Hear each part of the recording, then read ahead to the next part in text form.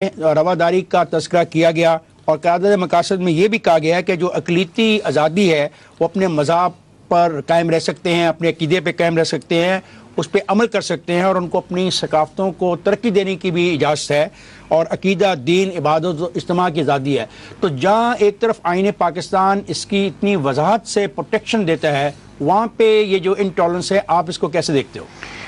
افتخار، میں عرض یہ کرنا چاہتا ہوں کہ ابھی ایک لفظ بولا گیا، مسیحی بھائی۔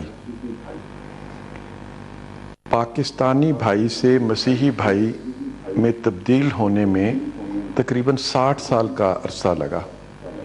یہ ہمارے پاکستانی بھائی تھے قائد اعظم کے پاکستان میں، اور قائد اعظم کے نظریات کے مطابق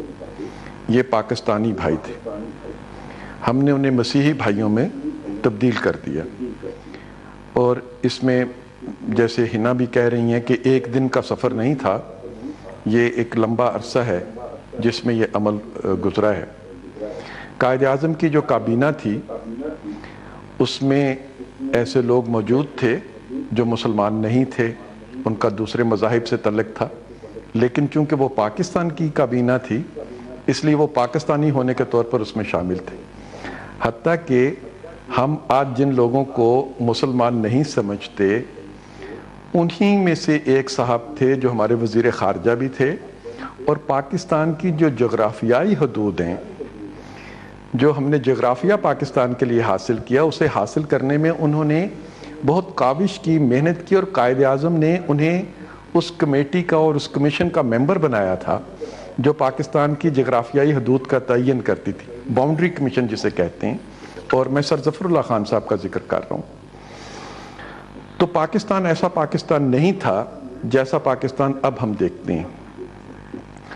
وہ ہم نے اپنی ریاست کی جو نظریاتی لباس ہم نے پہنایا اپنی ریاست کو، اس نظریاتی لباس کی جیبوں میں سے تنگ نظری برآمد ہوئی، اور اب ہم اگر اس کو تبدیل کرنا چاہتے ہیں، دیکھیے جب کوئی ریاست سڑکوں پر پھول اگانے شروع کر دے تو اس ملک کا ساری سوسائٹی جو ہے وہ اپنے گھروں میں بھی پھول اگانے شروع کر دیتی ہے۔